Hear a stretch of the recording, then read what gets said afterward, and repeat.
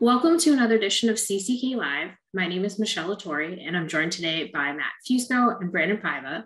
And today we're going to be discussing Gulf War syndrome and Gulf War presumptive conditions. We've also put some blog links in the comment sections for you as further material to reference on these issues. So, what is the Persian Gulf War and what is a Persian Gulf War veteran? So, the Persian Gulf War refers to service in Southwest Asia beginning in 1990 and going through December 2021. So this is one of the longest periods for a presumptive period that you've seen. VA considers it in, which I think is very interesting. It's not just the countries in Southwest Asia. It's also the waters of the Persian Gulf, including the Red Sea and the Arabian Sea, and the airspace above these locations. So it gives you a little bit more wiggle room when you're talking about locations and something that you don't necessarily always think about when you're thinking about countries of service. So veterans who served in Operation Desert Storm, Operation New Dawn, Operation Iraqi Freedom, and in some instances, Operation Enduring Freedom usually meet the requirements to be considered a Persian Gulf War veteran. So Matt, do you want to tell us a little bit about the Gulf War exposures and why we have presumptive conditions? Sure, thanks, Michelle. So during the Persian Gulf War, veterans were exposed to a variety of hazardous toxins and harmful environmental conditions.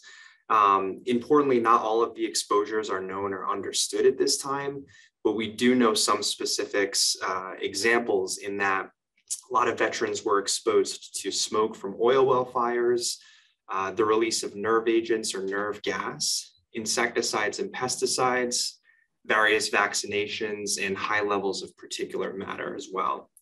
All of these known and unknown exposures have resulted in veterans developing a variety of health conditions.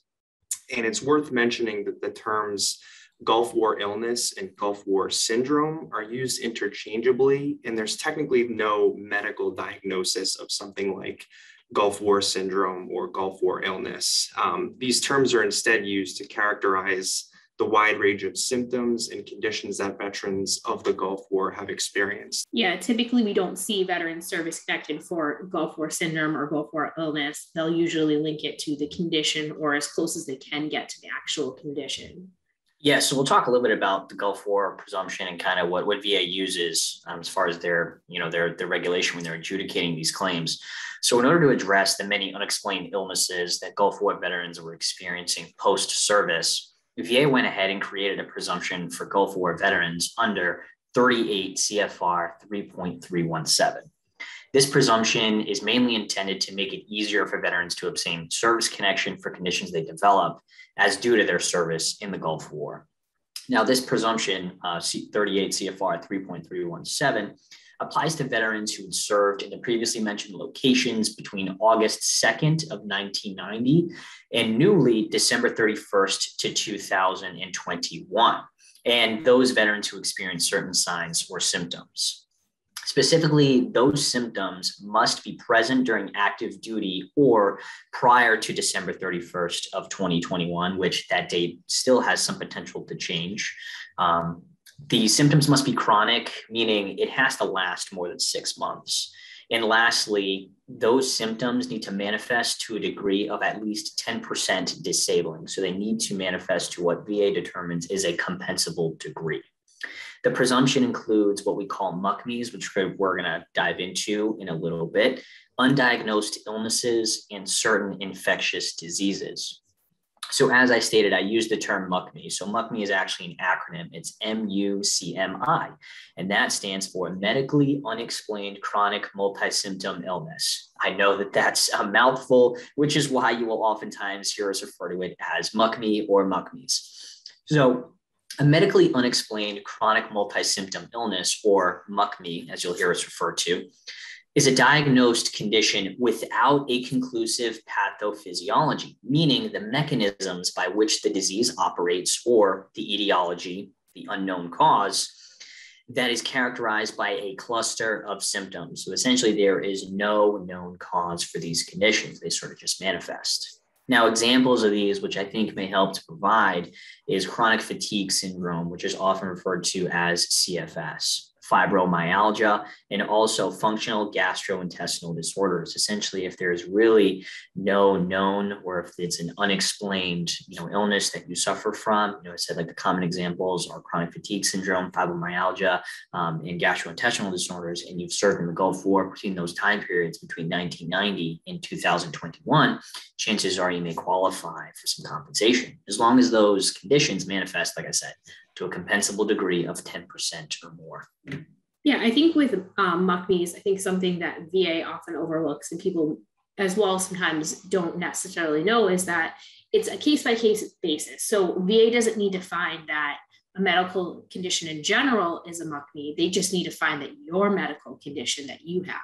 So let's say you have rheumatoid arthritis and, that condition as a whole can be linked to something, but maybe yours isn't. So that's just something important to think about in claims, and then just also to know when, filing those types of claims as well. So Brandon had talked about the fact that there are also undiagnosed illness. So this is usually when a veteran has a range of symptoms and conditions that appear to be unrelated or don't conform to a diagnosis.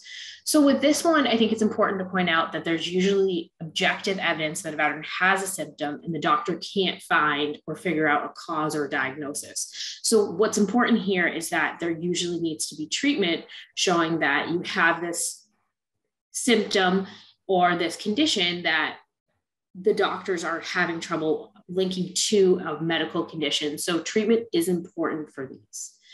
Some examples are abnormal weight loss, cardiovascular diseases, fatigue, headaches, menstrual disorders, muscle and joint pain, neurological and psychological problems, respiratory disorders, sleep disturbances, skin conditions. And obviously these are just examples. There can be other conditions as well. Also, we were talking about infectious diseases. So with MUCMI and, undiagnosed illness, there's not really like an exhaustive list, but with infectious diseases, there are certain diseases that VA has deemed are presumptive. And this also is unique because with the infectious diseases, they also include veterans who served in Afghanistan. There is a list of them. I will not butcher the list of the diseases for you, but there are a list of about 10 diseases that are also going to be located in the blog post below. But that's also good to know. And it's also really good to know that this will include veterans that served in Afghanistan, as it does not include them for undiagnosed illness and the medically unexplained chronic multisymptom illness. Now, Matt, we're talking about veterans that served in Operation Iraqi Freedom, Operation Enduring Freedom, veterans that served in Iraq. Now, there are Gulf War claims, and then there are burn pit claims. Since these two locations impact both, do you mind talking about how they're different? Well, some of the time periods and locations of service certainly overlap between both Gulf War and burn pit claims. It's important to differentiate that the two categories of claims are separate. The main difference between claims for Gulf War illness or Gulf War syndrome versus claims for burn pit conditions is that burn pit claims are limited to veterans with service in specifically Iraq, Afghanistan, and Djibouti after September 11th, 2001. The time period covered by burn pit claims covers veterans who served during Operation Iraqi Freedom and Operation Enduring Freedom. When it comes to specific disabilities that have a presumed relationship to burn pits, the VA only presumes that specifically allergic rhinitis, sinusitis, and asthma are related to a veteran's burn pit exposure during service. Importantly, in order to obtain service connection for a disability stemming from burn pit exposure, veterans must be able to show that a medical nexus exists between the two things, meaning a link between their current diagnosed disability and their exposure to burn pits during service. So that's kind of the main difference between Gulf War claims and burn pit claims. So now we've given you some background as to what Gulf War claims are, what constitutes Gulf War service, Brandon, would you mind walking us through a little bit about how VA adjudicates Gulf War claims? Absolutely, and that's a great question. So in June of 2018, the U.S. Government Accountability Office, or GAO, released a report which found that VA denies more than 80% of veterans' disability claims related to the Gulf War. That same report also found that the Gulf War syndrome claims have longer wait times, and that there is a poor understanding of Gulf War syndrome among VA staff. So this report contained a ton of information that we've sort of included here for you as well. If you're interested, I'm sure you can do an online Google search. I'm sure it's available for you there as well. This same report also found that the approval rate for Gulf War illness claims is 3 times lower than all other medical issues, despite the presumption of 3.317. Additionally, VA does not require C&P examiners to undergo training on Gulf War illnesses, which, as you can probably imagine, frequently leads to incorrect assessments up to and including ultimate denials of your claim.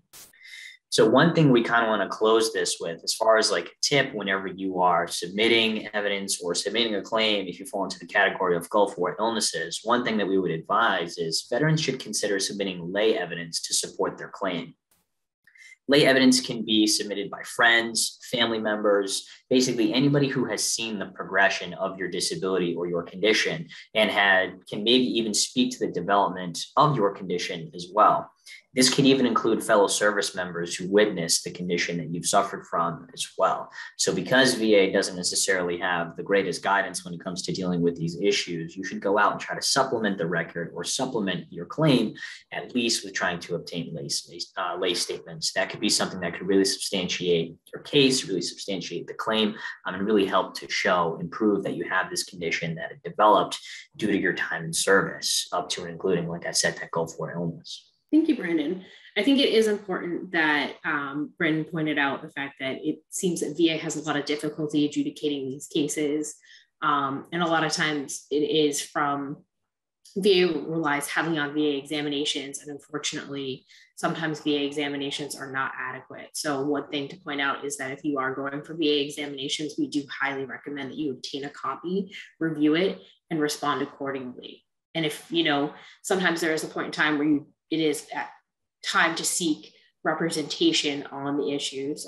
So, don't hesitate to reach out to a service organization, attorneys for assistance with your claims. Now, Brandon, Matt, any helpful tips or anything you'd like to add? I think one thing I want to add in closing is if you fall into the category of having the Gulf War illness, or if you believe you have a Gulf War illness and are interested in filing a claim, file the claim sooner rather than later. Sort of, kind of piggybacking off of some of our previous CCK lives and some information we posted on our blogs. VA is going to adjudicate the claim basically as soon as they get it, and the effective date is going to be the date that VA receives that claim. So if you believe that you fall into this category and are interested in filing a claim, go ahead and file that claim, whether it's a 526EZ or a supplemental claim for. File that sooner rather than later, because in the event that you get granted for that disability, it's going to go back to the date of claim. So the sooner you can submit it, the sooner VA can start to get to work on it for you. Yeah, just to echo some of Brandon's points, when submitting your claim, if a nexus is one of the things that you're hoping to establish, we would always recommend reaching out to any treatment providers you may have in your network who might be willing to write an opinion for you, to be able to kind of facilitate your claim and creating that link between your disability and service. So just to add that might be something to consider getting from a treatment provider or other medical professionals that you may have or that you may know when you're filing these claims. Well, that is all we have for this edition of CCK Live. Thank you for joining us. For more information on this topic, you can find within our blog, which again, we're going to post in the comments. And don't forget to like and subscribe to our channel so that you can see more information on this topic and other topics regarding Veterans Affairs. Thank you for joining us today.